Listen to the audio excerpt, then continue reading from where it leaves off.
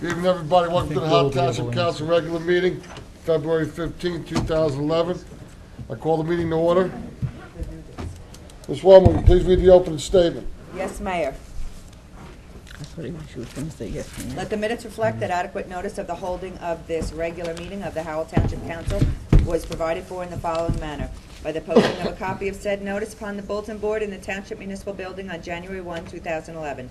By the faxing of a copy of said notice to the Asbury Park Press, Tri-Town News, and Star Ledger for publication on January 1, 2011. By the filing of a copy of said form of notice in the Township Clerk's office on January 1, 2011.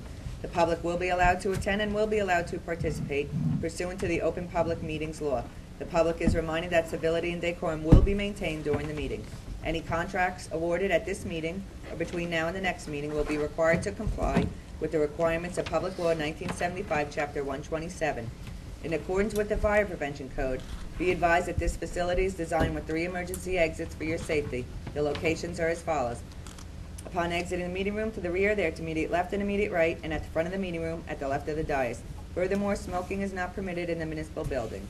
Please take note that this meeting is being videotaped for possible future broadcast on Howell Television. Have a roll call, please, Ms. Wellman. Mrs. Clark? I believe she will be joining us shortly. No, she will not be. She will not be? Right. She will not be in attendance tonight. Okay. Mr. Gatto? Present. Mr. Nicastro? Here. Mrs. Smith? Present. Mayor Walsh? Here. Ms. Slager, I believe we have reason to go into executive session. Yes, Mayor, land acquisition. Is that it? Yes. Contracts, anything else? No. Okay. Ms. Wellman, please read the executive session resolution. Whereas the governing body of the Township of Howell is authorized pursuant to NJSA 10:4-12 to exclude the public from that portion of this meeting for purposes of discussing specific matters as permitted by NJSA 10:4-12. Whereas the governing body of the Township of Howell intends to discuss certain matters which are deemed confidential pursuant to NJSA 10:4-12. Whereas at this time the governing body of the Township of Howell cannot determine the time when the discussion to be held, an executive session will be made public, but will disclose the minutes of executive session when the need for confidentiality no longer exists. Now therefore be it resolved by the governing body of the Township of Howell that this meeting shall be adjourned to an executive session, and the public will be excluded in order that the governing body of the Township of Howell may discuss the items previously listed, and upon reconvening this public meeting, the presiding officer will announce, if possible, the time when and the circumstance under which a discussion conducted in executive session will be disclosed to the public. Motion to go into executive session. Second. Have a roll call, please, Ms. Wellman. Mr. Gatto? Yes. Mr. Nicastro? Yes. Mrs. Smith? Yes. Mayor Walsh? Yes, for the benefit of the public, we will reconvene the meeting exactly 7:30. This time I'd like to reconvene the meeting. Would you all please stand for the salute to the flag? I pledge allegiance To the flag of the United States of America and to the republic for which it stands, one nation, under God, indivisible, with liberty and justice for all. Would you all please remain standing for one moment in silent observation? Our troops are fighting all over this world. Freedom we get to enjoy on a daily basis. Me personally, I'll be praying for them all to come home safely to the land that we all love.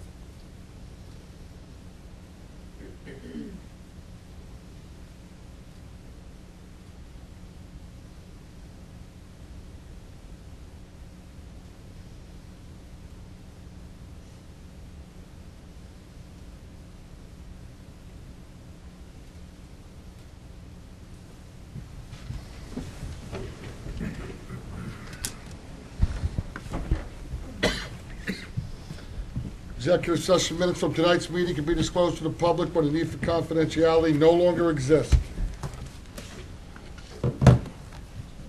First order of business, acceptance of minutes of previous meetings. January 1st, the reorganization meeting, January 4th, workshop meeting, and January 18th, regular meeting and executive session. Does anybody need a separate vote on them, or any questions? Do I have a motion? Make a motion to accept the reorganization meeting on January 1st, workshop meeting on January 4th, and workshop and regular and executive on January 18th. Second. Do I have a roll call, please? Mrs. Clark? Oh, I'm sorry. Mrs. Smith? Yes. Mr. Nicastro? Yes. Mr. Gatto? Yes. Mayor Walsh? Yes. Reports of township officials. Mr. Ziada, bless me with some wisdom. Good evening, Mr. Mayor. I just wanted to let you know that I had a meeting this morning with the Public Works Director, and we're going to try to, I'm going to try to update you at least every meeting if I could, if not every other meeting, on the road program, the potholes, and that type of situation. Unfortunately, with the new warmer weather we've been having, some of the roads are actually showing signs of crumbling, so we have repaired some roads temporarily. We have at least 2 pothole crews out full-time. Unfortunately, the plants are not making hot asphalt, except maybe 1 or 2 days a week, if lucky. But we're using the high-performance coal patch. We're doing the potholes, but his office and my office are working together to actually track every single pothole being filled, so we can actually look at what roads have actually gotten worse from last year to this year for the 2011 program. And I'll keep the council, in the loop as far as what we're doing, as far as what roads are maybe more of a concern now than they might have been last year. And if we get calls from any residents, should we have them call the manager's office and then? We actually have a program down in Public Works that they actually log all the calls, and the daily activity is actually logged as well, so we can see where the bad ones are and actually what they're actually doing on a day-to-day basis. So we can use that to determine where we want to be. We would also like them to go on to our Q alert system on our website and log it in, because it will actually map them. And how do they go on that Q alert system, Ms. Schlegel? They go to our website and they look for a file Q alert, and they fill out that information. If they do not have a computer, they can certainly contact Mr. Fetcher in my office, and he will manually put in the Q alert. Okay. Anything else, Ms. Nunziata? That's it for today. Mr. Filiatro, sir? Nothing tonight, Mayor. Ms. Kingman? Nothing, Mayor. Ms. Schlegel? Yes, Mayor, I just wanted to mention that Howell is now providing free electronics recycling at our municipal recycling center on Old Tavern Road. Electronics are banned from the trash and they must be recycled. The electronics that we accept are computers, television, copiers, fax machines, stereos, telephones, VCR, DVD players, cameras, microwaves, window unit air conditioners, wires, and cables. The hours of operation for our recycling center are Friday through Saturday, 8 a.m. till 3 p.m., except on holidays. And for official information, we ask that you please visit our website at www.twp.howell.nj.us. And we also ask that you sign up for our various e-newsletters as well as our Code Red emergency communication system. That's it for me, Mayor. Just an update on the rabies clinic that we had this past Saturday. We had a fairly good turnout with 172 dogs and 40 cats. Okay. And I read something that you're working on a newsletter that's going to go out once a quarter to residents? Yeah, I'm working on an e-newsletter that'll be out 4 times a year, looking at different months, and just to kind of like talk about different departments, what's going on in Howell Township for the residents. Okay. In order for people to receive that, they'll have to sign up, is that correct? I'm sure it'll be posted on the website, and then we could do a blast out to anybody who's registered for certain of the Q notifies and stuff. Could there be any way that maybe we could speak to the Board of Ed and see if we can, in conjunction with them? There's an issue with confidentiality with those lists, and because when you sign up for different email lists, you're signing up for the particular information, and not everyone. Someone who has signed up and given emergency information to the Board of Ed doesn't necessarily mean that they want that information in that emergency information and that contact information to get Howell Township recreation newsletters or e-newsletter. You have to come to our website and sign up for that particular item that you would want. And if you do not have a computer, they'll be available downstairs in the clerk's office on an as-needed basis. Okay. Councilman DeCastro? Two things, Mayor. There was an article in Howell Patch. I don't know if you saw it, but it was talking about the class size at Howell High School being well above the state average. So I just wanted to know if the rest of the council feels about maybe reaching out to our liaison, see if we could get some updates from Freehold Regional, if they have any plans on dealing with this, you know, where the other schools are. It seems like Howell, for some reason, is always in, left in the dark. And it was an interesting article, so maybe we could get some information, seeing what they plan on doing. If there's going to be any redistricting, any... It's a good idea. It is a good idea. A few years ago, it was strongly questioned by many residents. I happen to have had my oldest daughter graduate from Colts Neck High School, and for some strange reason, they redistricted all the young men and women in that part of town back to Howell High School. And there were a lot of complaints about why, and the numbers just didn't add up. So I have one daughter that's now graduating Howell High School and one that already graduated Colts Neck. And my youngest daughter could have went to Colts Neck because my oldest daughter was a senior at the time, but all the children in that part of town had to go to Howell High School. And why? With the size of the classrooms, the amount of children in the school compared to the size of the schools. I'll be polite and say the numbers didn't add up. Okay? But that was a battle back then, and it's what they decided.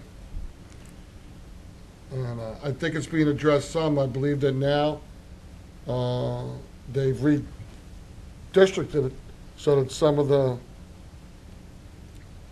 8th graders in the northern part of Howell go to Colts Neck High School again. As we know, a lot of them west of Route 9 go to Freehold Township High School. Howell has over 25%, I believe, of the children in the Freehold Regional High School District. And there are 6 schools, but 25% of them are from Howell. So it seemed like we've been used as the ping pong ball for many, many years. But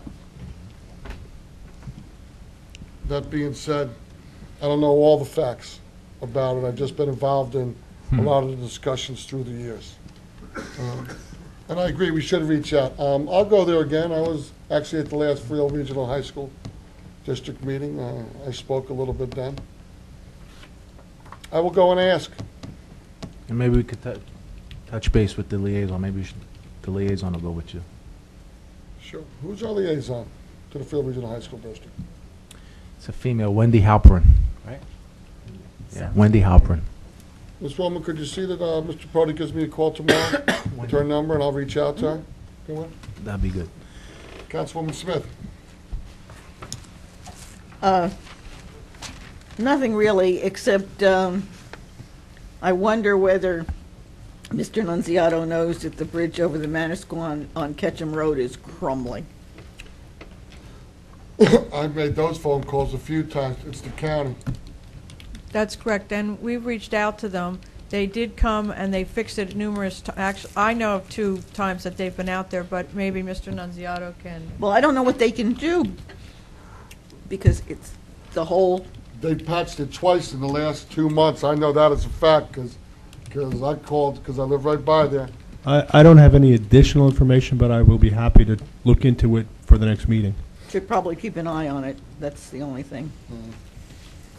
Deputy Mayor? I don't have anything, Mayor. I have a couple items on discussion which I had added on, so I'll hold off until then. Okay. And I'm good. Hearing of citizens. At this time, I'd like to open the meeting up to the public. What would you like to do? Only on consent agenda items. On consent agenda items, you don't want me to go through the list now? I want to go through This the is list a regular now. meeting. Shouldn't is a we be regular doing Yeah, it says everything here. now? Let's go through it now. okay? It says it No, on it's, the no, agenda. it's at the end at a All right, you're workshop right. meeting. You're correct, I'm sorry. I'm sorry. Yes, I was thinking we were in workshop. You're correct. it's okay. So First- just so it's clear for everybody, anything you want to talk about now. Whatever you want to speak about, feel free. I'm going to read the list. There's no need to do it at the end. Let's do it now. Barbara Dixell. Good evening, Barbara. Good evening, Mayor and Council. I missed your last meeting. Were you feeling I okay? missed you too, but the weather was really bad and we didn't want to go out on the road and it was a little on the icy side, so we stayed home. I'm sorry. Missed you too. Mrs. Dixell, if Jerry's not up to driving, you call me, I'll come pick you Oh, up. thank you. I okay? will. I'll take you up on that. Thank you very much. I Name have and several address, please, things. for the record. Barbara Dixell, The Villages, Freehold, Howell Township, Monmouth County. Okay, I have several things. First of them, Matitaconk. To the governing body, there's an environmental group that will use $1 million in federal Clean Water Act funding to make a priority list to work on stormwater basins around Barnegat Bay. There's a thing called Long Swamp Creek, and that's a big problem for the bay because it spews pollution into the bay, and it goes through that. There is Long Swamp is one of the most polluted tributaries to the bay and runs for 7.5 miles from a golf course in Ocean County, past the Ocean County Mall to Toms River. And that's a major factor in the deterioration of the bay. And part of the grant money was used to find out how storm basins function around Toms River. There's also Jeff Title of the Sierra Club says it remains to be seen if Governor Christie will sign other Barnegat Bay legislation to authorize a stormwater utility agency and meet nutrient pollution limits on bay tributaries in order to fund the retrofits of stormwater basins. This is a whole very large article. I took this out of the newspaper. I did print something to do with this off my computer today. It came from Rob Carl from Brick Utilities. This is proposed amendments that have to do with pollutants that adversely impact Barnegat Bay. There's a whole, this is mainly for the professionals. This isn't for me, but I printed it. And there's the list of governmental units eligible to apply for loans from the Barnegat Bay Reserve, and we're in it. What So would you like for this governing body, Ms. Dixell? I'm giving this to you. I'm reading this to you. I'm giving this to So you. that's what you would like, is to give it And to when us? when I went to the kickoff meeting for the stakeholders for the Matitaconk, as the Matitaconk liaison, part of what I wanted in this report is going to be in the report, and that's land use and zoning, resources, knowledge, and technical skills to assist municipalities with zoning and land use decisions. That's a major part of that, as far as the nutrients and what people build and how they build it and what winds up in the water. So I'm going to turn this over to Mrs. Schlegel, and this is a whole very involved, long thing, but that's mainly for the professionals, not you know, and they're still, all the documents are done, but now the inside team from the Matitaconk stakeholders is doing the professionals are doing their work, and the reports are not ready to be released yet, but as soon as they are, you'll have them. Okay, the second thing I need to talk about is when the governing body appoints professionals on Reconstruction Day, it's to serve the community and serve the township. It's very good. And however, there are times when the professionals may have reason to do business or have a client that needs to have work done at or needs to come before the township in one form or another, and that may present a conflict for the professionals that you people appointed. So with that, I would like to read opinion Don't number point at me. 709 from the New Jersey Supreme Court. No, but don't you point at me. From the New Jersey Supreme Court, I'm sorry, sir. And it is the Rules of Professional Conduct, 1.A, letter K. A lawyer employed by a public entity, either as a lawyer or in some other role, shall not undertake the representation of another client if the representation presents a substantial risk that the lawyer's responsibilities to the public entity would limit the lawyer's ability to provide independent advice or diligent and competent representation to either the public entity or to the client. Okay. What I'm asking- Again, what do you want from us? I would like you to draw up a resolution or an ordinance that when you appoint your professionals on Reconstruction Day, that Reorganization. reorganization day, that for the year that they're appointed, that they should not have to come before the boards and committees to represent a client that may then compromise their obligation to Howell Township. I agree with you, Mrs. Dixon. I don't think you have to do a resolution or anything like that. Yeah. I mean, we have statutory obligations in place. Okay. If you want to do a fast executive, I'll explain it to you. Mayor, it's been 5 minutes. Hold on. You can talk to me after break. Or I'll talk to you. We have a little work to do. I'm just, No, this I is the reason understand what why- you're saying, and it may be this is something the reason why I'm probably- asking you to do that as in a professional manner to avoid a conflict for We- the we have- township. Right, but we have statutory obligations that prevent that as attorneys. That there's- Okay, All right. okay, and I am going to give this to you, it's a case law, and I'm going to give this to you because I've printed that No, also. we have it. We get it when we're Thank sworn you, in. Mrs. Dixon. Jerry, come get it, But Jerry. I'll come talk to you outside, and you can let me know what you're talking about. Okay, but you may need to do that. Jerry. Thank you, Mrs. Dixon. Thank you for agreeing with me. Oh, come on. I mean, this is right from the Supreme Court, not from me. That's what we swear Mrs. in with. Dixon, I've taken more from you than the Supreme Court. Next, Thank you. Howard Stein.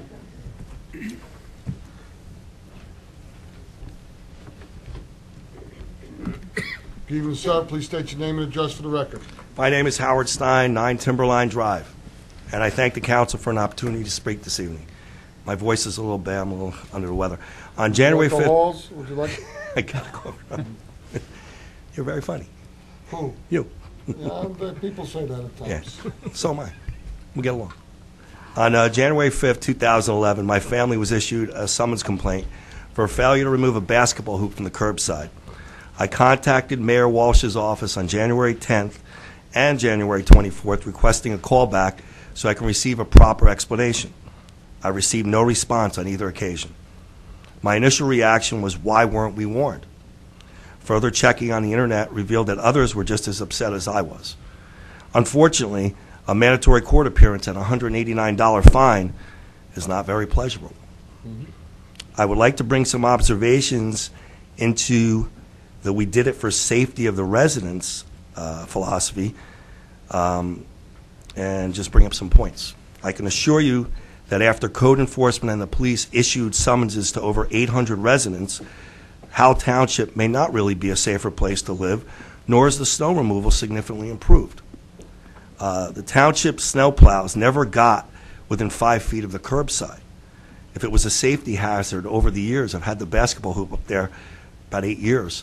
I think that I should have been warned by the code enforcement folks. The town manager in a February 3rd press release comments that a basketball hoop can potentially cause serious injury to a plow driver by crashing through the cab of their truck. My basketball hoop was weighted down with 2 heavy cinder blocks and a 25-pound bag of sand. Since when is a basketball hoop considered a weapon of mass destruction? But in Howell Township it is. I have not heard anything mentioned about the real victims of this sweep under Ordinance 265.2. My 15-year-old son cannot play basketball on the curbside between November 1st and March 31st. Since my driveway is sloped, I cannot place the hoop in front of my two-car garage. Is it possible to provide winter basketball time in our schools so I don't have to continue to pay $150 to the Howell Basketball Club for recreation basketball for my son on Saturdays? Perhaps the monies received from these violations could be used by the Recreation Department to provide free use of athletic fields and courts for Howell's children. I ask for more responsible and compassionate leadership in this town. Telling neighbors that I'll drive you to municipal court to pay your fines is not the answer, Mayor Walsh. Be more responsible and admit the township's budget problems when residents challenge you for answers. I have not seen one article in the Asbury Park Press that any surrounding towns, either in Monmouth or Ocean County, treated 800 residents like criminals. Mandatory court appearances. How could the Howell Municipal Court not handle these ordinances in their computer system? What does a municipal ordinance and its processing have to do with the state court system? If this has always been the procedure, what attempts, correspondence have been initiated with the state of New Jersey? This doesn't make sense. Comments made by this town council and town manager that the public conceives or misconceives that this stepped-up enforcement is intended to generate revenue. What I don't understand is in 2007, residents of the Candlewood development were warned for the basketball hoops, and the fine was only $50 for noncompliance. You tripled the fine to $150 in April 2010. But unfortunately, the economy has not tripled its gross national product. It just doesn't make sense. If I do some simple math, 800 tickets times the fine of $150 equals at least $120,000, not to mention the court costs received. Are you going to use that money to hire more enforcement to issue more summons of this ordinance? In summary, I think this administration needs to be more honest in its assessment of the poor snow removal. Don't blame the basketball hoops. I don't think they were a problem with the town when I moved in 1993 through 2010. How come they are a problem now? Be real and treat your residents like human beings, not cash cows to fund a municipality's budget work. Thank you for your time. Thank you very much, sir. Have a good evening. Thanks Thank for you. coming. Andrew Salerno.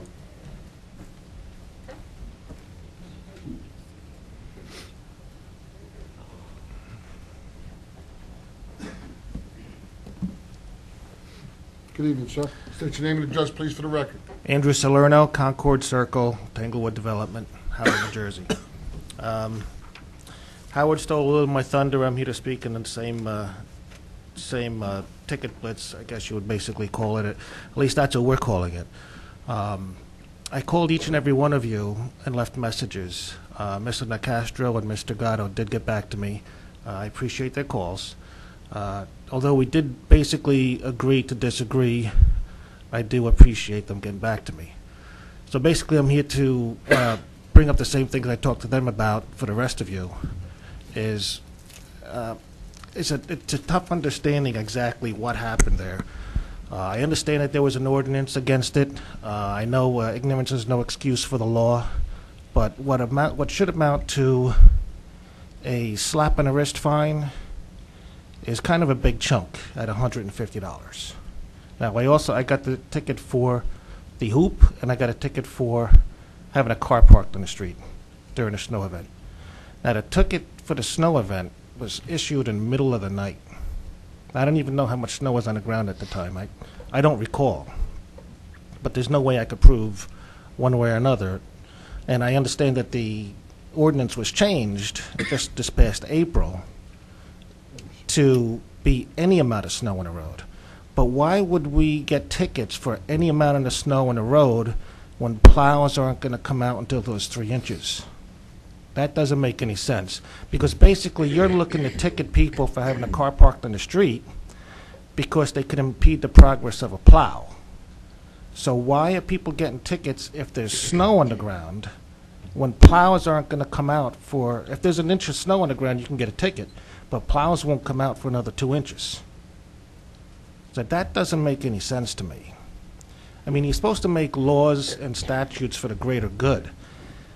This isn't serving a lot of people. Now, I understand you need to plow, but I think really you're placing the blame of a poor job by the DPW for that first December 26th storm, a poor response by them. I think you're placing blame on people who had cars parked on the street and basketball hoops out in the street. And I think it's an unfair situation, especially at a $150 fine, like I said. That should be a slap on the wrist. If I got a ticket in the mail and you said the fine is $25, $50, I wouldn't be here right now. I wouldn't be writing on the forums. I've discovered things about Howell that I've never known before. So if you accomplish that much, I guess you accomplished something. But, I mean, writing on forums, I mean, a lot of people are outraged by this. It seems like, and Howell's all over the news now. Channel 5 News, Fox News, News 12, Associated Press, Asbury Park Press. I mean, this is getting a lot of attention. And to be honest, it's an embarrassment. I feel like we're in a one-horse town here, and the local sheriff is shooting up the place. I mean, I just think the way we've all been treated is wrong. Now, I understand that in order to plow curb to curb, I guess you would call it, they need to have all these things removed. But I had emailed the township manager in regards to plowing that was done on my street. Now, after I had the basketball hoop removed and the car removed, the plowing was done 8 feet from the curb. I could have left my car there. I could have left the basketball hoop there, and it would have impeded no progress of any plows whatsoever. When I emailed the township manager and asked when the plows are coming back to complete the job, I was told that the Concord Circle was personally inspected, and there were no areas 8 feet from the curb. Yet I got pictures to show that. I emailed the township manager, but I got no response. So basically, I want to know, I mean, what's going to be done about this ordinance? This is, I mean, especially in regards to any snow event, how can you have a law or a statute that's going to, ticket people $150 when there's an inch of snow on the ground, when plows aren't going to come out until there's 3? Nancy, we've already instructed the manager to put it on for us to workshop it. Okay. And when we did change the law last April, it was based on ordinances already in place by other municipalities. I believe Ms. Kingdom had searched around other municipalities and pulled ordinances that were on the books in other towns. Not just that, Mayor, but I met with our police department and our DPW and our other professionals, and while people are saying that the basketball hoops haven't been a problem or that parking hasn't been a problem, it has been a problem. It just wasn't enforced. Nobody followed the law, and nobody was doing anything about it. So because it had become such a problem last year, and the roads were being torn up, and the trucks were being damaged, people were complaining about the snow removal. Just like anything else, it became the forefront. Last year, we did have a lot of storms, if you remember. In February, I think Super Bowl Sunday was probably one of the first storms that we had, and it was a pretty significant storm. So that was really the impetus behind adopting the ordinance. And there was a hearing held, and there was a lot of discussion about, what should be the parameters. And there was a lot of thought that did go into it. And I understand that everyone's objecting to the fine and the amounts, and they appreciated that, and the manager's office appreciates that. And I know the governing body does, and maybe we're going to revisit the amount.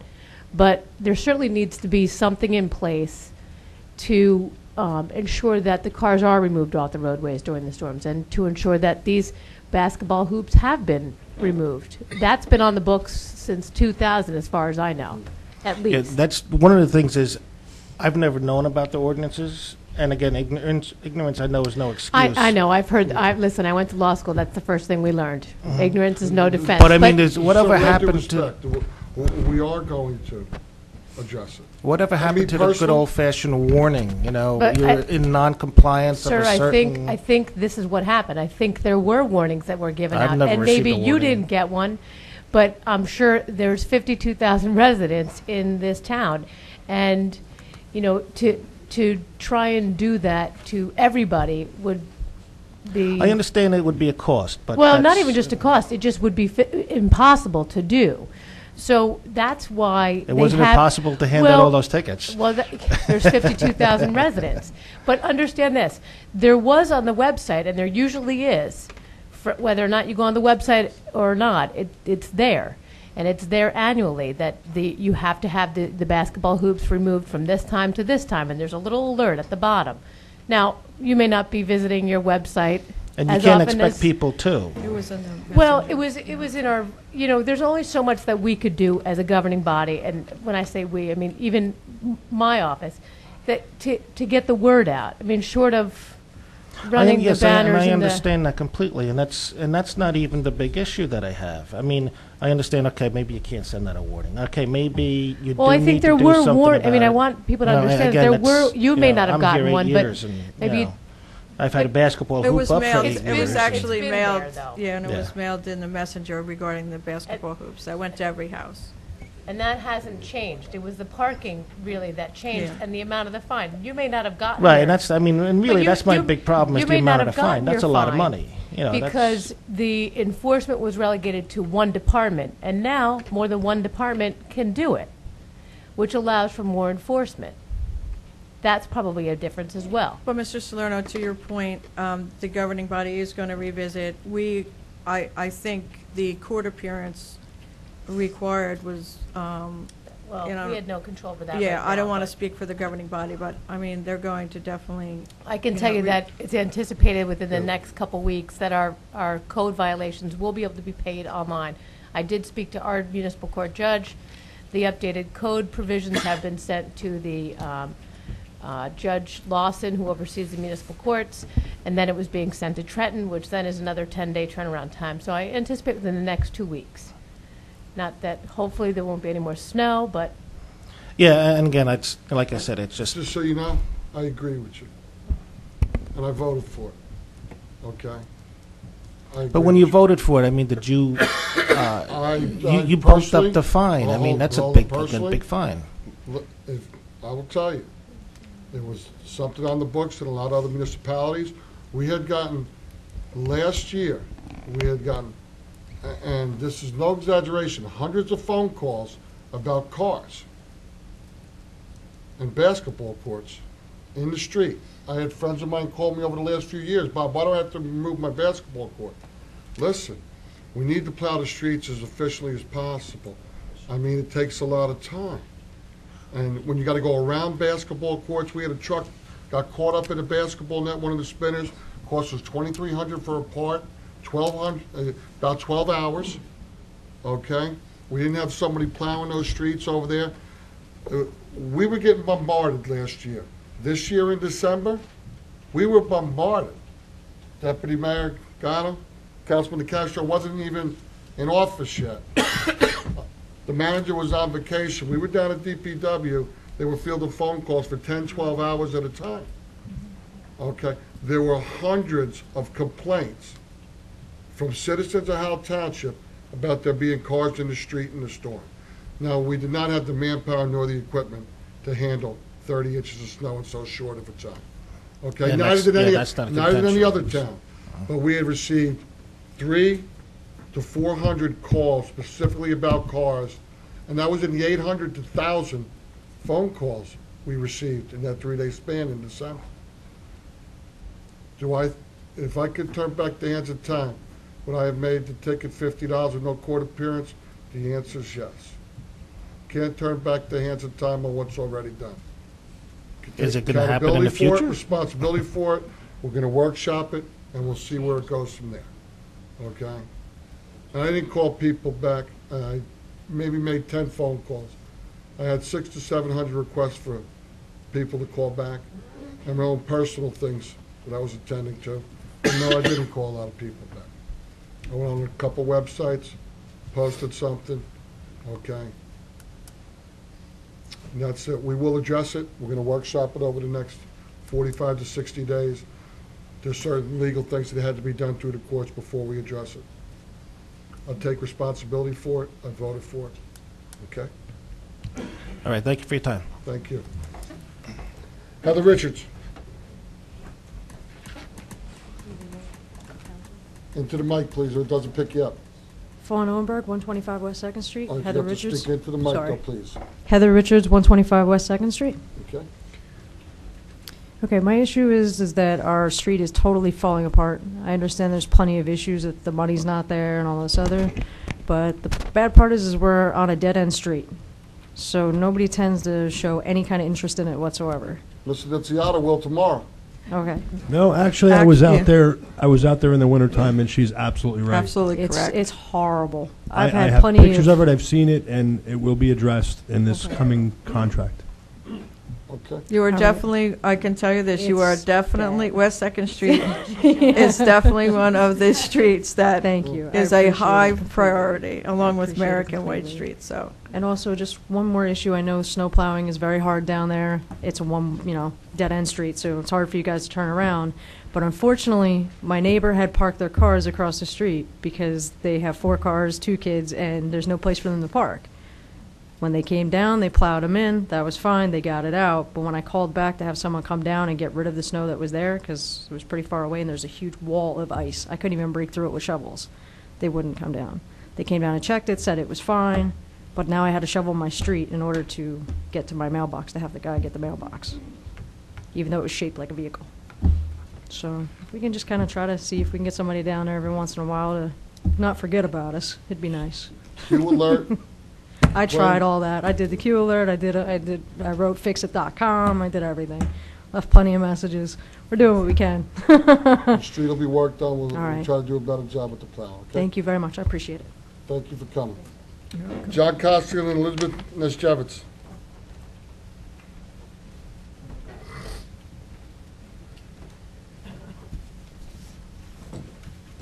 Good to see you, Elizabeth. Thank you. Elizabeth Naskevich, 150 Maxim Road, Howell. John Costigan, 214 Birdsall Road. We're here to try to salvage a matching grant that was awarded to the township by the county in '09 for the Ternopsky property. Can we talk? Yeah. Just let them know you're going to do. I didn't know whether or not we could talk, that's why I had to say that. We've spoken about this. Okay. So do you want our Full little... steam ahead. Full steam ahead. Well, we just bear in mind, I have to reach out to Mr. Tornopsky because it's been a year. Right. And he's in Florida still. So before we start talking about all of this and what we're going to do, I really would like to negotiate with him again. I mean, I understand that the governing body has indicated that this isn't something that they would like to move forward with. Just like we were last year, we were at a bit of a budget constraint last year, so it's a little bit different. But let me reach out to him before we start putting everything on the table.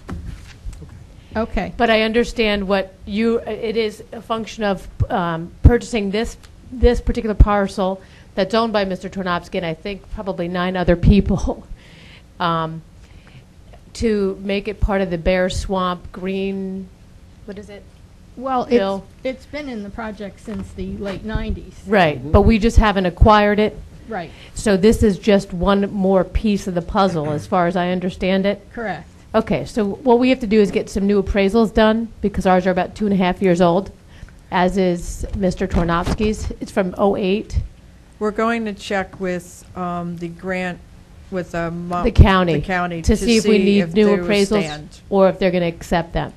And we still have to discuss the purchase price with Mr. Tornopsky. Okay, well, our grant runs out. June June 22nd. Yeah, Right. this should take about a day. My conversation with him. And as long as, even if we speak to the county and there would be additional appraisals that were needed, we could get that done. And just so you know, we'll have to get a survey done and some other, the title. Environmental impact? No, the survey and the title work done, and then, that will take some time. But all of that should be able to be accomplished by that June deadline. We just have to get the ordinance in place as well. Okay. And they'll probably take an updated appraisal or resort of value. Yep. Okay, it's very common. Thank you, Mayor and Council. But if you have any questions, certainly call my office, within the next 2 weeks. I'm going to try to find Mr. Tornopsky's number in Florida, because I think that's where he is right now. Thank you. You're welcome. Kenneth Six.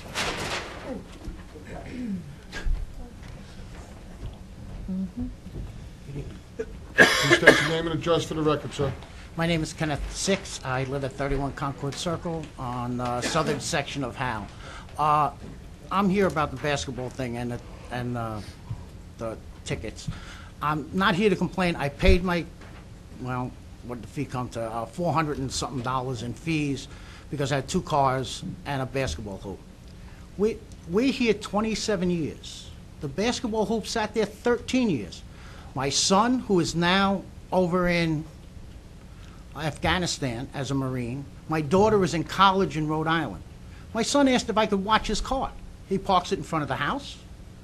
He has to pay a ticket. He says thank you.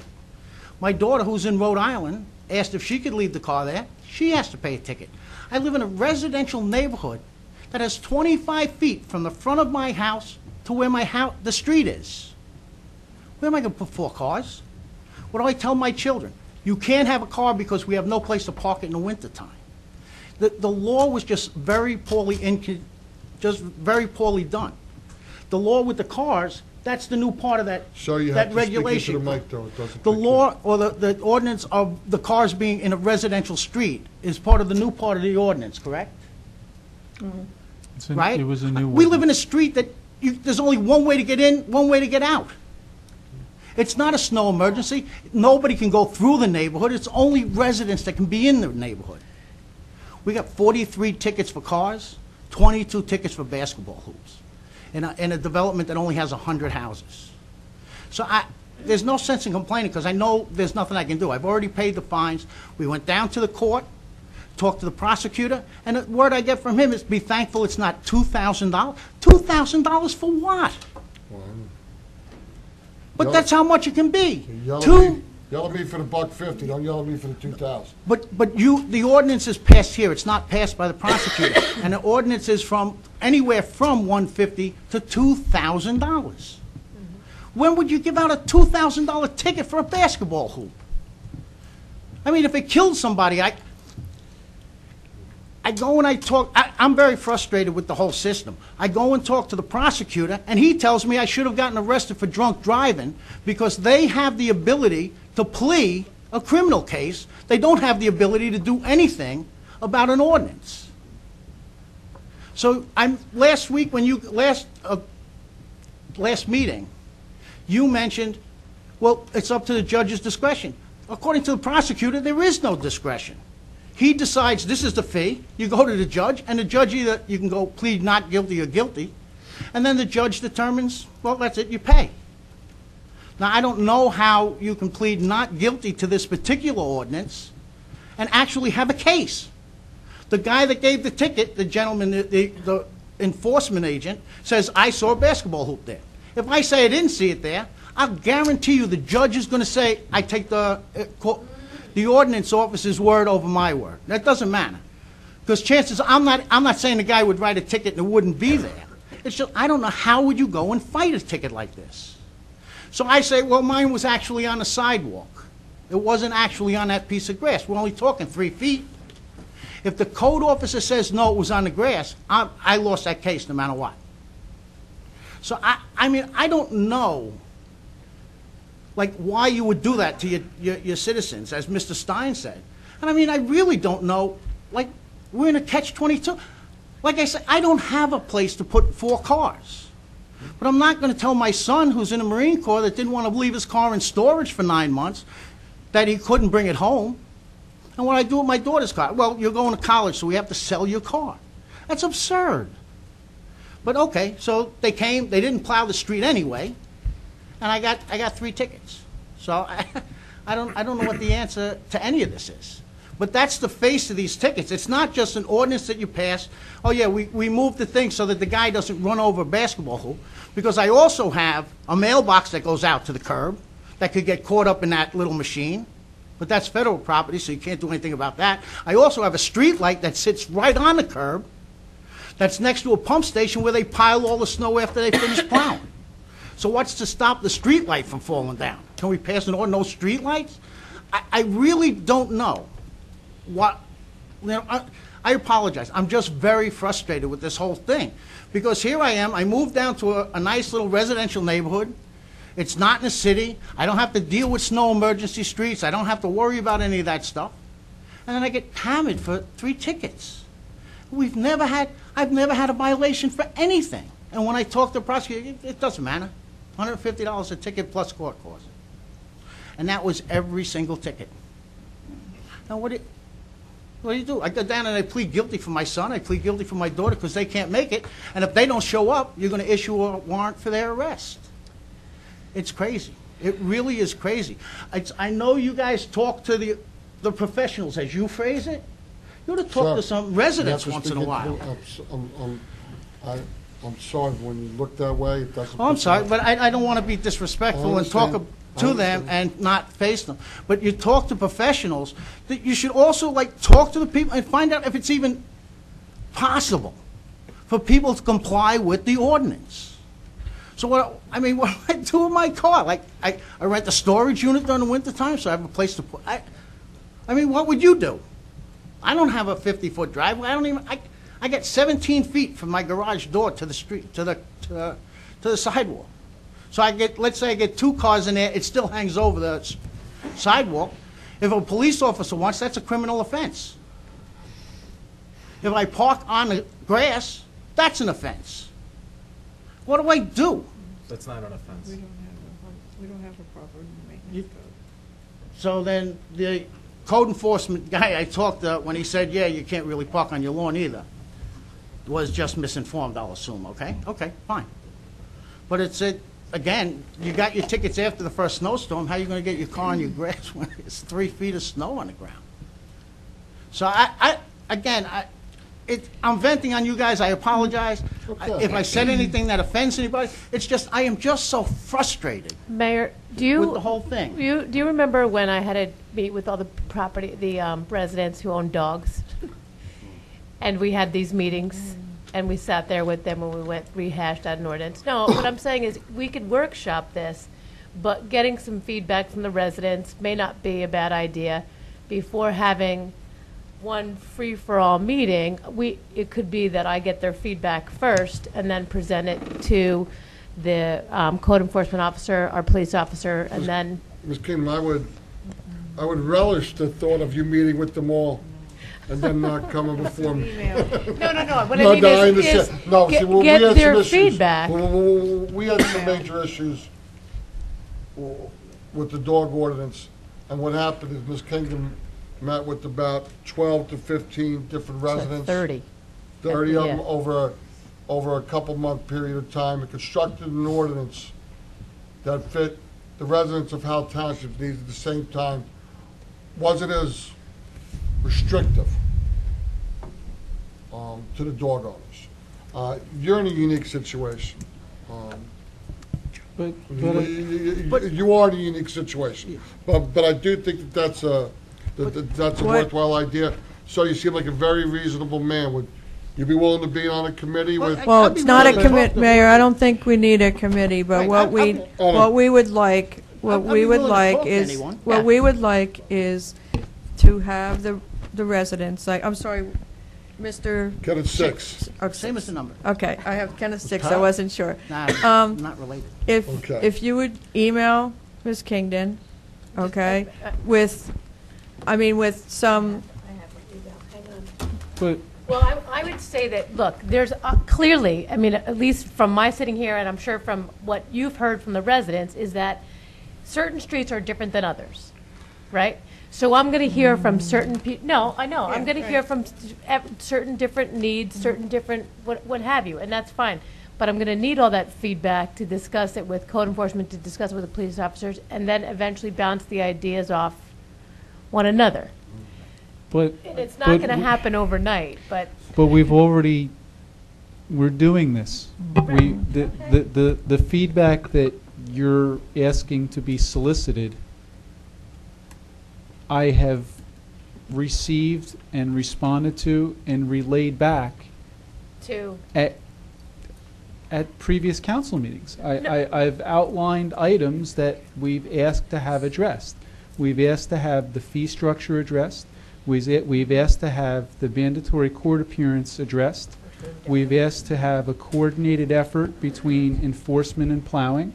And we've asked for the possibility of alternate parking to be made available for the people like Mr. Six who may have an issue with not having enough space. I haven't heard a single other complaint in the 4 council meetings that we've been at where people have come and complained. So No, I clearly, and if there's more, by all means, we should listen to them. And I'm not saying to discourage additional items that we haven't come up with, but we've already done what you're asking. And I understand that there are reasons that we can't do it today, and there's a reason that it's workshopped as opposed to us just saying we're going to eliminate this tomorrow. Okay.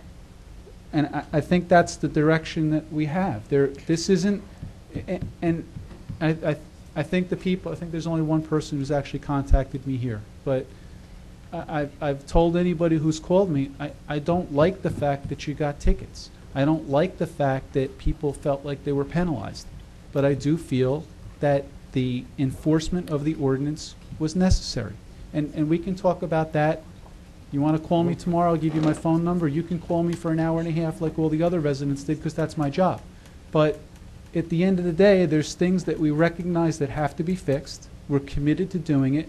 And I think we've done a decent job of understanding what the complaints and the areas that we need to fix are. And I'm committed to doing that. I don't know what else that we can promise the residents other than just to say, we're going to throw this out. And I am not in favor of throwing this out. No.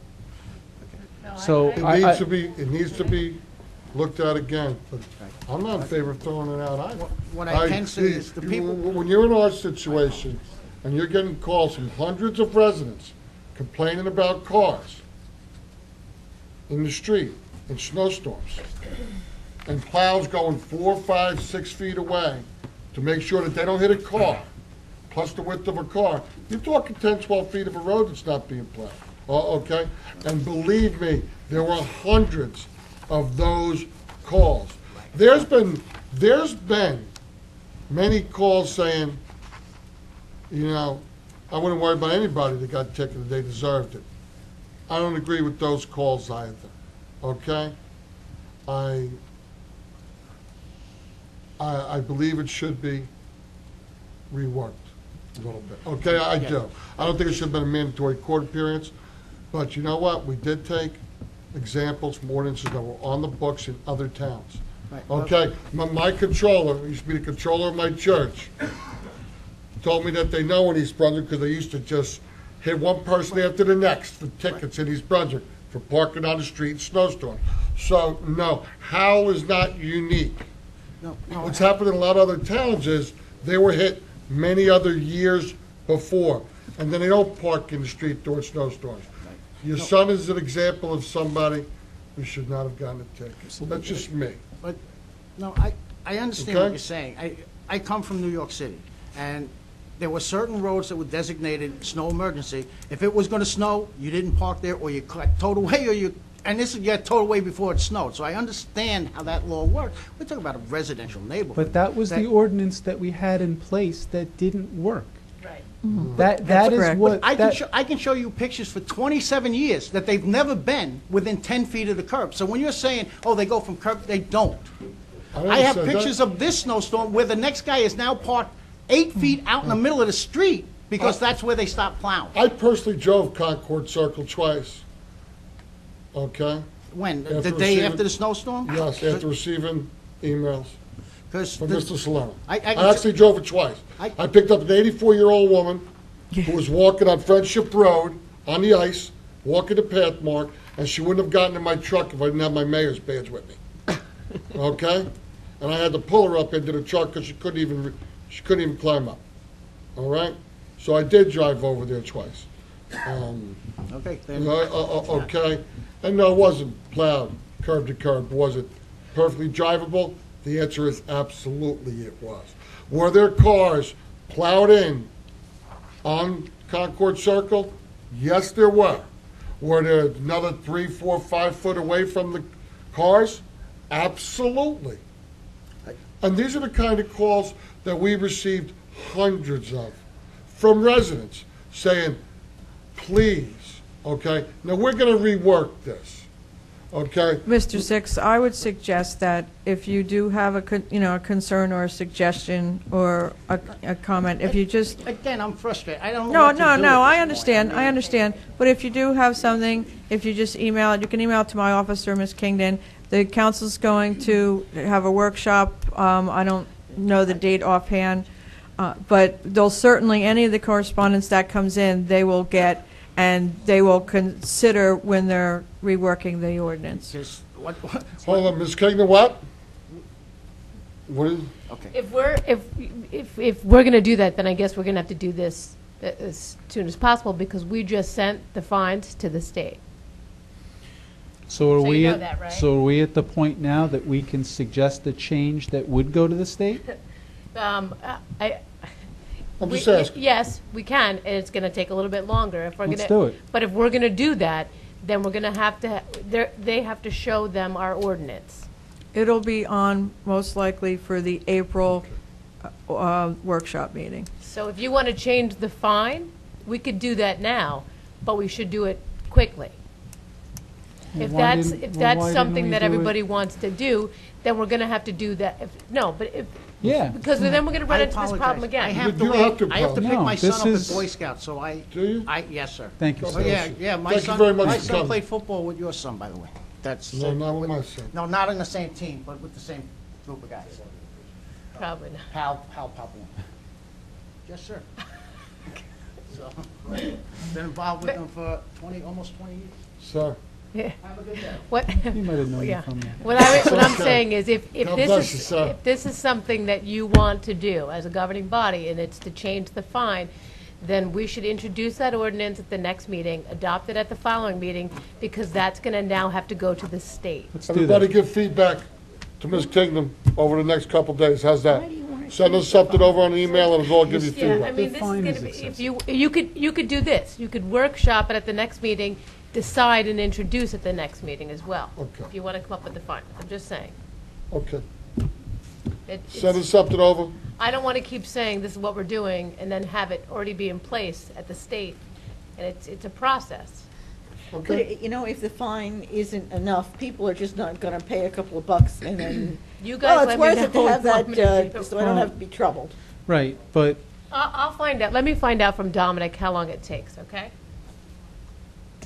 Please get But information it over to doesn't us. really need to be done, let's hope, it needs to be done for the next Winter. winter. Well, we got a couple more big storms coming this year. yeah, but I understand that. But we've had countless people show up here. We've received genuine constructive comments. Absolutely. We've received some people that have not been so nice, and we've politely taken that and we've moved on. But the majority of the hundreds and hundreds of phone calls and emails and people that have come here that we've received, including the ones tonight, have been courteous and respectful. And that should be enough for us to say we should be moving and making this change now. If we're lucky and it never snows again between now and then Right. okay, we're all happy. But do you- I think we need to do Excuse me, this. but do you realize what you're saying? I didn't, the gentleman left, I should have said something then. Well, why The didn't you? street is not a storage place. It's a public street. I understand that, but We have an ordinance Hold about on, such please things. keep it down. But I am not advocating getting rid of the ordinance. I am advocating keeping the ordinance in place. I personally feel, as I've said repeatedly, sitting right here at the last council meetings, I think the fee is excessive. I think that there needs to be a fine line between the deterrent of the dollar amount and an excessive dollar amount. And I think I have a number in my mind that I think would balance that out, and I understand that's what we're going to provide I- feedback to. And I think that's the responsibility that we should be doing. And we've spoken, you know, I agree with you. Okay? I agree with you. Listen, you know that nobody, Rob, myself, I'm not sure about Susan. I know she's taking some phone calls. I'm absolutely distraught, the fact that we're getting phone calls from people who think that we're doing a disservice to them, or that we did something For money. For money. I guess I'm disappointed that people would think that I would actually do that, but I'm an elected person, and I know that comes with the territory. I've told you, anybody who's asked me, I've told you that wasn't the purpose behind it. We've said over and over again about that we wouldn't tax the people. How many forms of revenue have we said no? Right. We had the argument with the fees. But when they get something that appears to be a fee / tax / summons, I certainly understand why they're frustrated, and that's enough for me to say we need to do something and we should be doing it now. I really don't have anything else to say. I appreciate that we're going to move forward and do that. And I agree also. You know, even though we've taken some good shots for this one, I feel like I'm one of them who believes when sometimes I deserve a shot. Okay? I deserve a shot for this one. I How are voted you for going it, to plow the and roads? that's it. How are you going to plow the roads if people don't move the cars? No. I think the aspect of when tickets are issued at the point in a storm is something to be discussed and looked into. It shouldn't be prematurely. But as far as the fine goes, if you want to take a couple of dollars off of it, sure. But and as far as the appearance in court, I can understand that. But why have it if it's not going to be anything? Okay. Lori Yutko.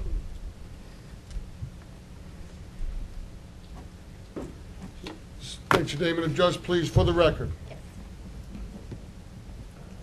Lori Yetko, 36 Danella Way, and this is the same subject, so I'm glad I'm next. And I definitely like that we're all talking about it. I think it's a great idea. I like everything, you know, the change, the summons amount. My thing is also that needs to be addressed, like Mrs. Smith said, is the time frame. Myself, I got my son's car, which is in my name, got a ticket, but it was within the hour that the snow fell. And I know this because I was driving in it. So I was picking up my daughter from dance just as the snow was falling. I came, and that was at 8:40 on January 11th. I dropped off 3 children, and it was a little slick, so I went slow. I pulled in at 10, pulled my car in, and pulled my son's car right in, and the summons was issued at 9:38. That's 1 hour when the snow just started, and that is wrong. It's wrong. There's got to be, there was a dusting. The summons was issued. Was there an accumulation on the road itself at all? Just, dusting. you could, okay. I can see it, but a plow didn't come down my No. street. I know That's my it. point. It's somewhere in there. So the snow comes down and they just go out to give summonses, and that's not fair. I agree with an ordinance. I think there needs to be an ordinance. I don't need an ordinance. It's common sense. Take your car off the road. That's right. That's the way I feel. Well, this way, I want my street to be plowed. And I don't want my car to be plowed in.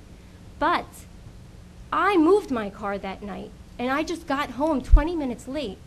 So I think it's really unfair, especially when I know my street does not get plowed until the next day. And I have proof. The next storm, the plow came down at 12 noon, that I did not go to work because my car is low and I couldn't go down my street.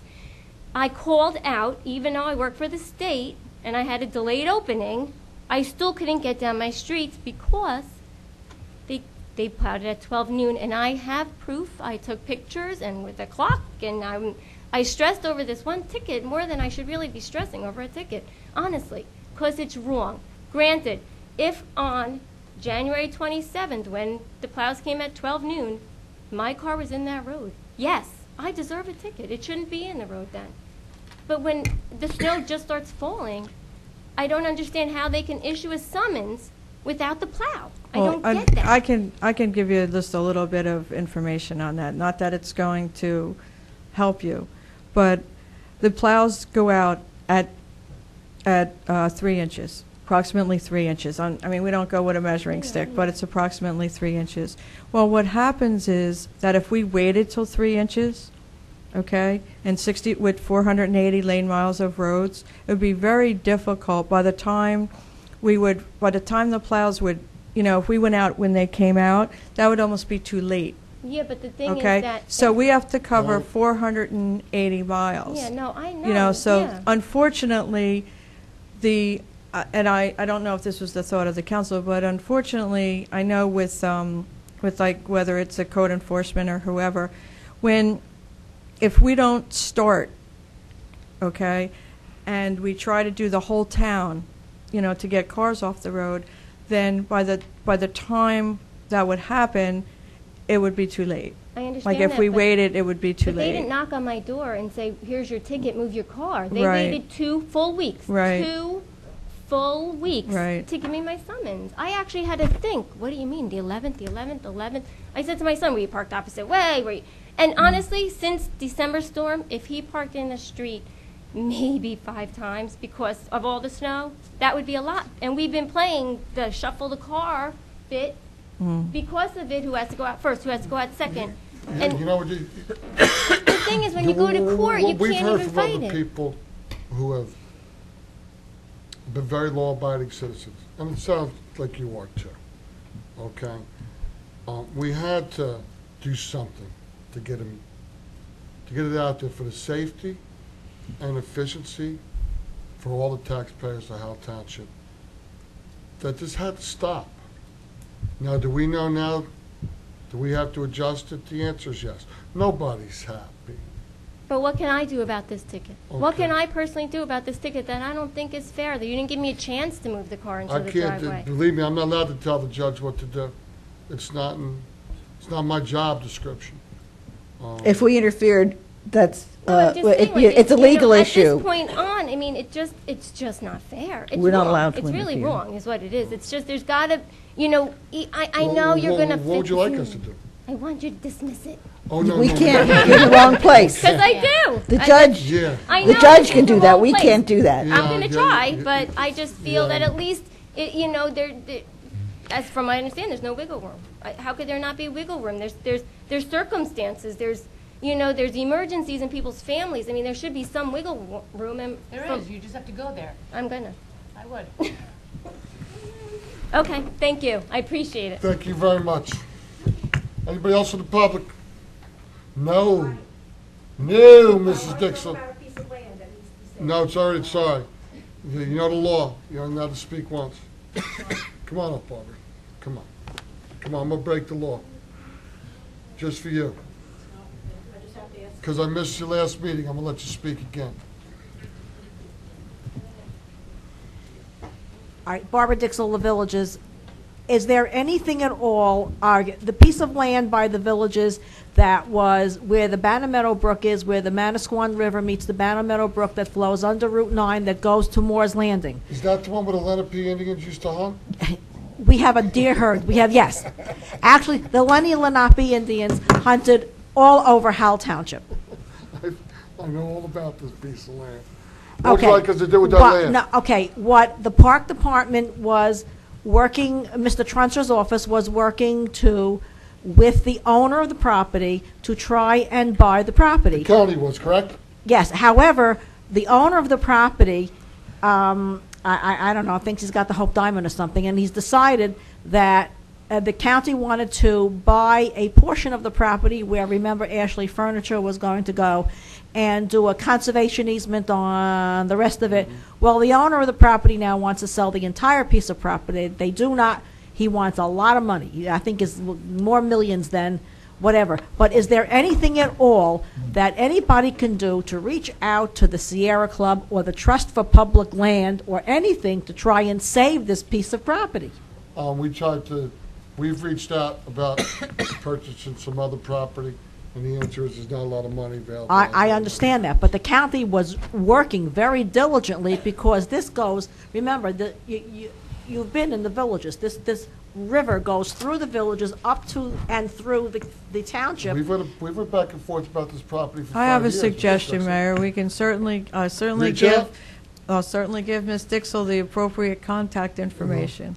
And Ms. Dixell, reach out And- and Let her touch do it. someone. And you can reach out to the Sierra Club and the Trust for Public Land, because I think that you could sell it better than any of us. So I will, if you give me your email, I will email you. Thank you, Mrs. Dixell. All right, but we have to Jerry. try. We really have to try. Don't be disrespectful. Mr. Fetcher will contact you with All right. that contact information. Okay, because like I said, we got to save what we can save. It's a river. It's our drinking water. We can't let this guy sell this piece of property to another big box store. And the DOT had a problem with Ashley because there was not enough room around the S-curve for ingress and egress. So we're going to have the same thing again, but we've got to save this. It's our drinking water. Thank you. Thank you, Mrs. Dixell.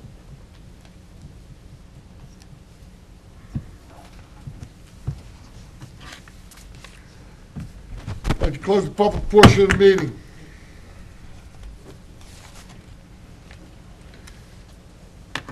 Consent agenda items. We have a couple of add-ons this evening. They're for discussion, right? That's correct, Mayor. That is it. I have, I'd like some discussion on 7A14. 7A14, that is authorize award of contract removal and disposal of recyclables. I believe, Ms. Schlegel, that's you? Yes, sir. My only problem is they don't go everywhere. The people complain all the time that it's not picked up. And we're going to give it to somebody that does that again? Well, any time that they're not picked up in the contract, we contact them and we document everything. Every time it's not picked up, we give them a call. But just so there's Well, I know nothing people we that have can't given up. we cannot discount there is nothing that would disqualify them from receiving this contract. And there are provisions, very good provisions in this contract that we would be able to get out of the contract should they not meet the requirements. Well, how are we going to make them at least go down all of the streets? People, it discourages people. They don't, why should they go to the trouble They and would then have they're to. not picked up? They have to make sure they contact us because we contact them and make sure that they'll go down. So that you just have to let them know that they have to let the Public Works Department know, because all those calls are logged and they immediately go to the owner of the company who will send someone out. And he will send someone out. I hope so. Ours gets picked up, but But people can't not have it picked up and not let us know, because that doesn't give us the opportunity to correct it. So they need to contact us, and we'll get somebody out there. That's all. Just continue to tell them to bug you. Okay. Anything else? Not. How much money did we save with this new contract? 7A14. $174,000 per year, 5 years. On a 5-year contract? Yes, sir.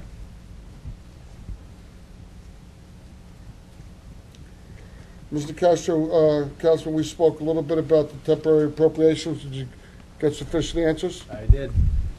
You okay with everything? I am. And just on 7A15, Mayor, I think we should thank the manager for getting this grant. It's a nice amount of money to get to do this energy audit. So, thank you, Helene. Thank you. If there's no more discussion, I'll make a motion that we approve the consent agenda. And I'll second it. Have a roll call, please, Ms. Wellman. Mrs. Smith? Yes. Mr. Nacastro? Yes. Mr. Gatto? Yes. Mayor Walsh?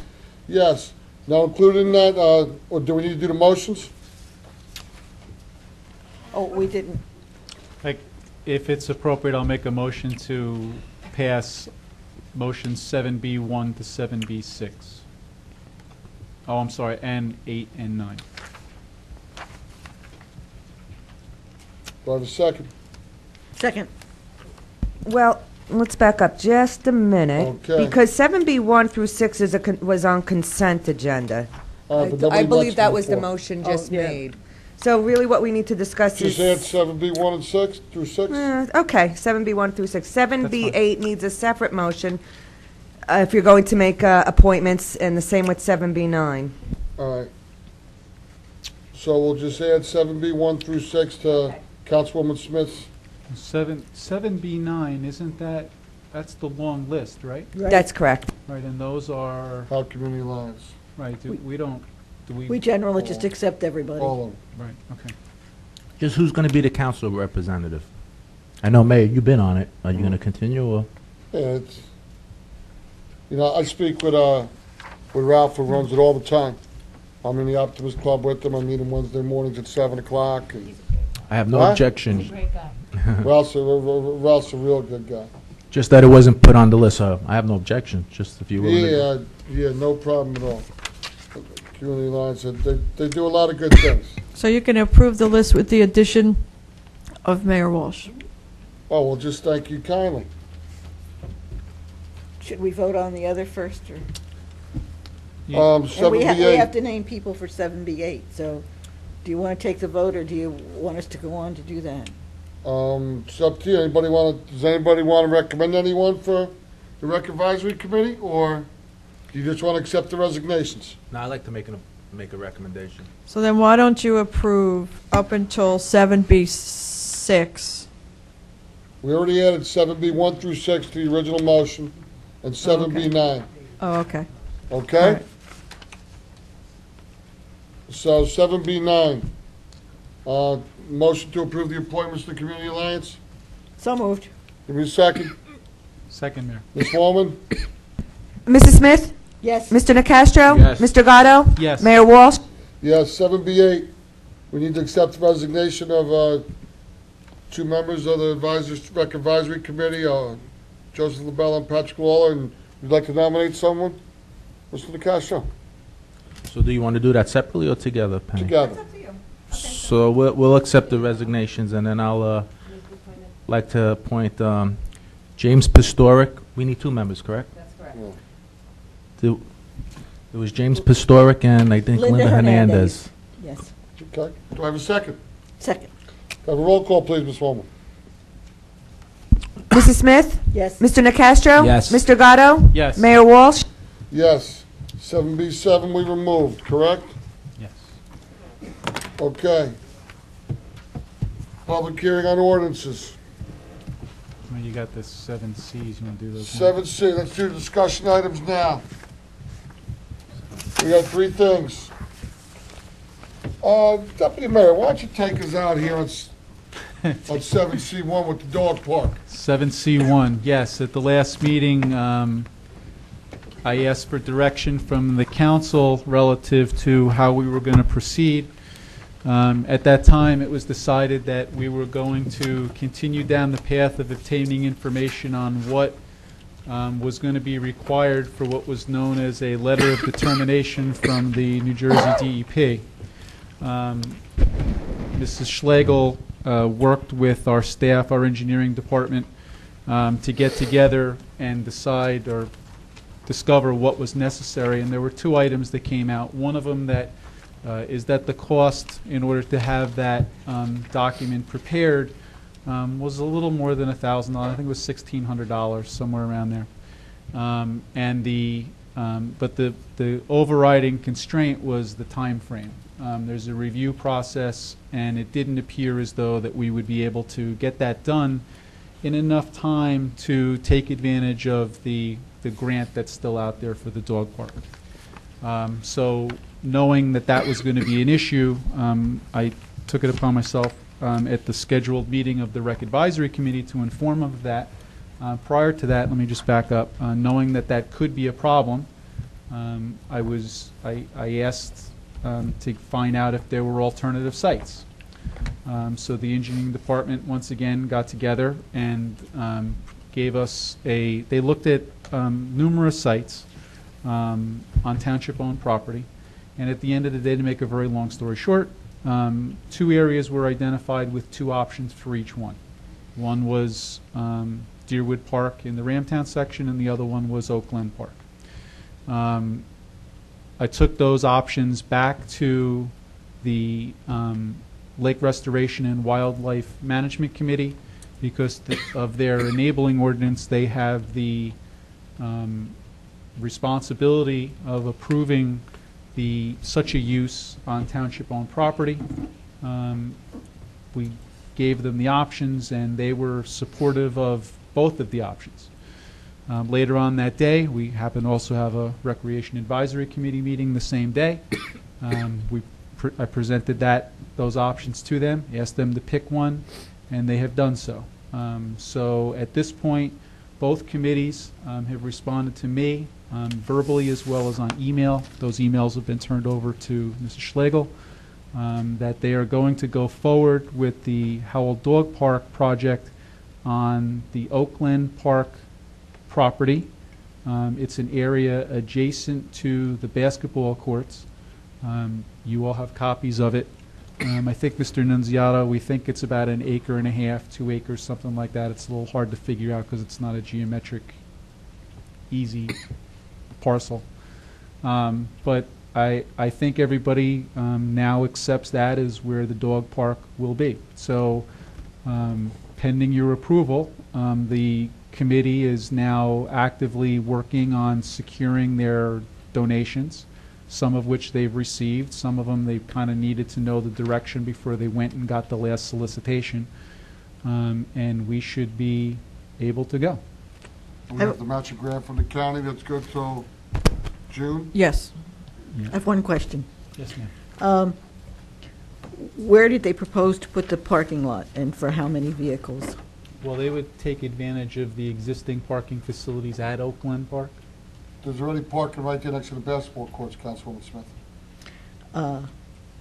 I'm aware of that, but I wanted to make sure that that's what they intend to utilize. That was one of the items that was deemed to be a favorable. That's why those sites were chosen.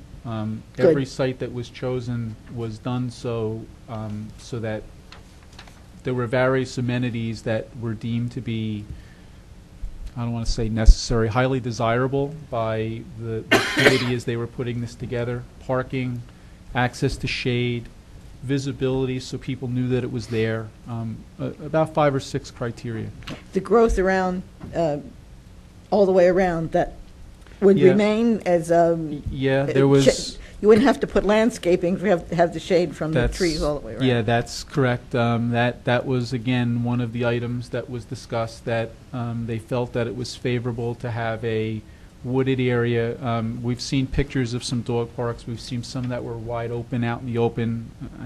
I don't think anybody really thought that was a great idea. No, I don't think so The either. Easy Street Dog Park area, the Cadillac plan for that had non-natural shade elements to it, which obviously we weren't going to do for cost. So at the end of the day, I think that the committee decided that superior. this was superior. There are some things that have to be done. There's undergrowth and some things that have to be cleared and, make it accessible. They would just make trails or paths with benches and whatever along the way, and that's amenities for the necessities of the. I believe that's true. I think now that everybody is locked on to what the site is, I think now the committee is doing 2 things. They're going to secure the donations. They're going to actively work on putting a plan in place for what's truly needed, and then get a layout of exactly what it'll be. And quite honestly, we've never really done that because we've always, we started out with the big conceptual plan. We started talking about the cost restraints. It got whittled down. Then we came across the problem of, well, should it even really be on Easy Street? So I'm glad to say that everybody is now past all that, and now they have the task, which was a little surprising to them, I think. It's like, be careful what you wish for, right? Now they have to work the plan. So they're actively doing it. There were emails floating around all week. They're all engaged in doing it. It's going to be difficult. It doesn't necessarily mean that a dog park will be built because there is a time, date to all this, but there's people that are working very hard to do it. It seems to have the extra advantage that it can be utilized before it's what you might consider totally complete. They could start with basic trails and a few benches and receptacles and whatever, and make improvements along the way. It's I think it's a far superior plan. Yeah, I think that's what their goal is. And again, I don't know anything about dog parks. As the liaison, it was my job to get this done. So it sounds like the big issues are fencing, clearing, the mutt mitts or whatever they happen to be, and those kind of things. And you're right, because this isn't a project, I don't think it's going to go away, even if they were to put the fence up and put the sign up today. You know, there's probably some things that some people are going to want to keep adding to, and it's along those same lines. They'll solicit the donations and the sponsorships to do that, and it'll be something that'll continue to grow. But at least now it's identified of where it's going to be. Okay. Deputy Mayor? Thank you. Answered This all has my been questions. a long time in the works. I sat on the rec advisory, I don't know, 5 years ago, 4 or 5 years ago. And this was always the topic. So I thank you for taking the bull by the horns and getting this done. You know, you had a persistent rec advisory that was really dedicated to this. And I know some of the conversations were heated, but in the end, this is a good thing for Howell. We were able to bring 2 committees together to work together, and this is the way things have to be done. So I just thank you, and I'm glad that we're moving forward on this. We all are. I think you did a great job. That's why if we needed a roll call here, I want to do slap the gavel and ask for the roll call. Because it has been a few years' worth of discussions. But everybody's happy? But there's other people that, you know, laid the foundation. Councilwoman Clark Absolutely. was involved, and A lot of people. former Deputy Mayor Dalton, she pushed it to, you know, to get it to where we got it. Honestly, it took a different approach to get everybody on the same page. And It took listening. That's Yeah, the talent it- itself. yeah, It it took took listening a- to yeah. everybody. That's It what we're took a doing. lot of things. A lot. Thank you for bringing all those things to a culmination at the end. I hope we have a dog park pretty soon. I'll bring one of my bulldogs over there just to have them prance around and stuff. Do we need to take any kind of formal No, vote? we don't need to take any action. No, Correct? that's correct. Yeah, that's all I was gonna let Deputy Mayor slap the gavel and call that roll call. You know, I think he earned it. But we really don't need to do anything yet. Tarnowski property, we've already discussed this. We don't need to discuss it no more. Correct? No. We're all good? We're all on the same page? Mr. Shevitz, you're fine? 2011 budget meetings. Yeah, Mayor, we wanted to discuss possible dates. Let's go. Well, we Still need gotten figures we were supposed to get from the state. When do you hope to have those figures from the state, Mr. Filiatro? I certainly hope to have them this week, next week at the latest, and that's one of the reasons why we figured this would be the time to start our meetings. By the time we have our meetings going, I hope to have the state aid figures. So we would like a March meeting. Okay.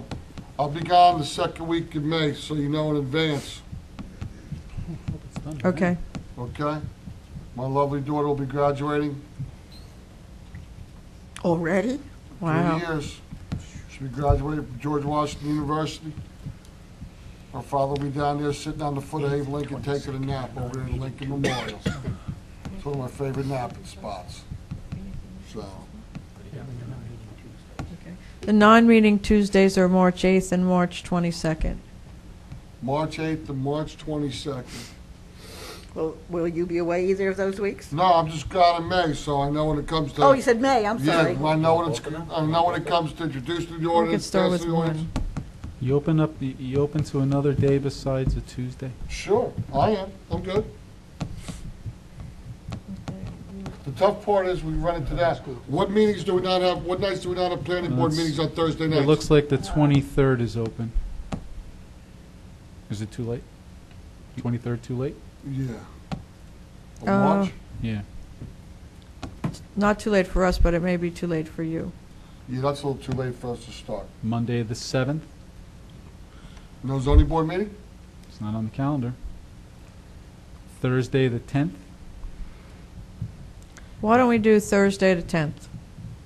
I'm good. Okay. Councilwoman? Is there a planning board on the? I'm looking at the calendar online, I don't see That's the it. second Thursday of the month. Yes. So Okay. that should be The okay. 10th is good. Councilwoman Smith, you okay? I think so, yeah. Councilman? Yep. What time, Mayor? Why don't we What's a good time? I mean, I'm a little bit more flexible when it comes to time. 7? Deputy Mayor, it's up to you. I mean, this takes a little bit of time. If you could be here at 6, it'd be helpful. Yeah. Can we have all the department heads come? Councilman DeCascio, that okay with you? For me on Thursday. Councilwoman Smith? Okay. 6 o'clock. Okay. 6 o'clock, March 10th. I heard Don Smith sigh from here. Don Smith doesn't have a vote in this one. No dinner then. He doesn't get any dinner that night. We'll bring them dinner. There's a lot of canned goods in that little bungalow of yours that he can feast on, I know. Yeah, but he has to get me here to walk me in. All right, so we'll schedule it March 10th at 6 p.m. 6 p.m. Mr. Filiaccio, as soon as you have those numbers, try to We'll get them to you get them over via to us, email. so we can start looking them through. That's it on discussion items, right? Yes, sir. 8A1.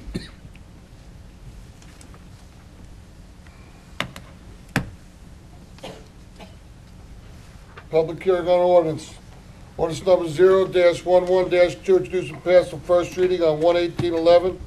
Published according to law is now being taken up for further consideration of public hearing. Affidavit of publication of this ordinance, the Asbury Park Press issue of 1/21/11 is submitted. As noted, a copy of the ordinance has been posted on the bulletin board of the municipal building. The copies are available to the general public upon request. Ms. Swan, will you please read the title of the ordinance? An ordinance amending Chapter 124, Article 1 entitled Drug-Free School Zones and Article 2 entitled Drunk Driving Free School Zones of the revised general ordinances of the Township of Howell by amending the drug-free school zone map in Section 124-1 and by amending the drunk driving free school zone map in Section 124-6. Thank you, ma'am. At this time, I'd like to open the meeting to the public. If anybody from the public would like to speak on this ordinance. Come on up, Mrs. Dixon.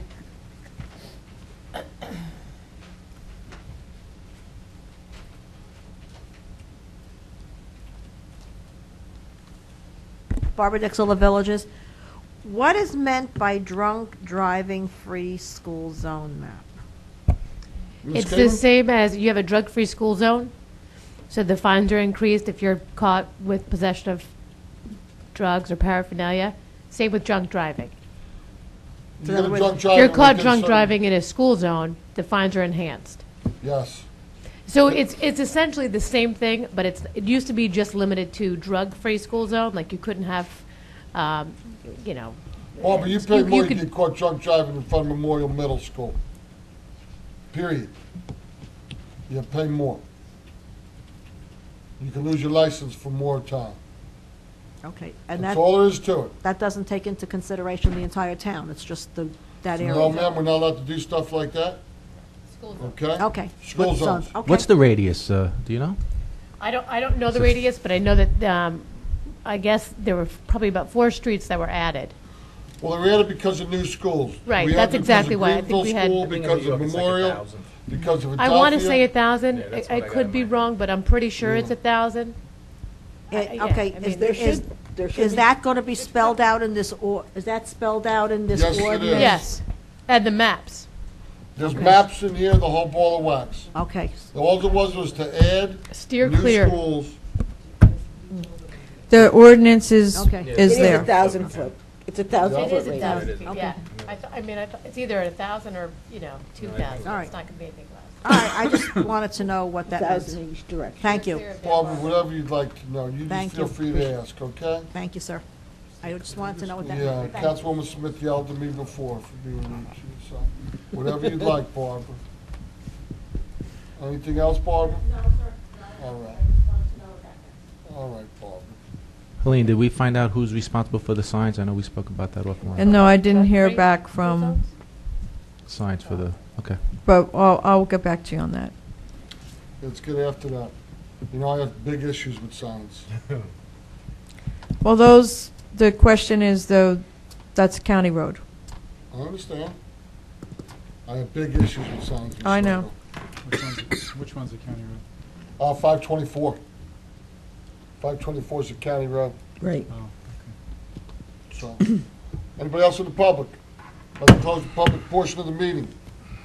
Motion that ordinance number 011-2 be finally passed and adopted, and that notice of its passage and adoption be published in the 2/18/11 issue of the Asbury Park Press by reference to its title only. Need a second? Second. Have a roll call, please, Ms. Walman. Mrs. Smith? Yes. Mr. Nacastro? Yes. Mr. Gatto? Yes. Mayor Walsh? Yes. New business, introduction of ordinances. 0-11-3, amend land use in Chapter 188-31A entitled Individual Plot Plan Requirements, and Chapter 188-168B and D entitled Escrow Funds for Professionals. Before we get started, I have a slight correction. I figured before it's on, Absolutely, Councilwoman. What's that correction? or What you it's an, propose? I'm not proposing, it's a grammatical thing. I think a word was left out. The applicant shall, and then the next word is such, and I'm assuming it's pay. But you want to look at it and make sure? Where is it? Where is it? It's on the last page. What does In it say the- for that? Shall pay, shall what, such? Yeah, on the last line that's underlined. The applicant It's- shall. It says, Chapter 139, comma, the applicant shall such additional, and I'm Pay. assuming it's pay. It's pay. That's it's So if pay. you would just want to, No, I'll just add it in there. That's fine. right, okay. No problem. That's it, I just wanted to. That is fine. Thank you, Councilwoman, for pointing that out. 190 calories. Freaking chocolate bar. I need a second. No, it wasn't a, oh. We didn't read it. Didn't she already read it? No. She asked a question. I Oh, just okay. asked a question. Do you want me to read it? Go ahead. Motion to introduce ordinance number 0-11-3 on first reading by title, and to order the same to be published in the 2/18/11 issue of the Asbury Park Press, together with the notice of its introduction and passage on first reading by title, and that it will be further considered for final passage after public hearing at a meeting of the Township Council to be held on 3/15/11 at 7:30 p.m. prevailing time in the municipal building. Have a second, please. Second. Have a roll call, please, Ms. Walman. I'm going to read the title of the ordinance first. Yeah, An you might ordinance. as well. An ordinance amending Chapter 188-31A entitled Individual Plot Plan Requirements and Chapter 188-168B and D entitled Escrow Funds for Professionals of the Revised General Ordinances of the Township of Howell. Roll call, Mrs. Smith? Yes. Mr. Nacastro? Yes. Mr. Gatto? Yes. Mayor Walsh? Yes. For information purposes, municipal offices will be closed Monday, February 21st in observance of President's Day. Next meetings we have are a workshop meeting Tuesday, March 1st. We've included a budget meeting. The budget meeting will be March 10th. Yes, sir. 6 PM. March 10th at 6 p.m. That's a Wednesday? Thursday. Thursday. A Thursday, okay? And then we have a regular meeting Tuesday, March 15th. Beware the Ides of March. Executive session will start both meetings at 6:30, regular session at 7:30. The budget meeting will start at 6. Anything else from any members of the governing body? No, thank you. Professionals, we all good? Yes. Need a motion to adjourn. So moved. Second, please. Second? Councilwoman Smith, second. Need a roll call, please, Ms. Woman. Mrs. Smith? Yes. Mr. Nacastro? Yes. Mr. Gatto? Yes. Mayor Walsh? Yes, good night, everybody. Drive safe. I don't want to hear about the stupid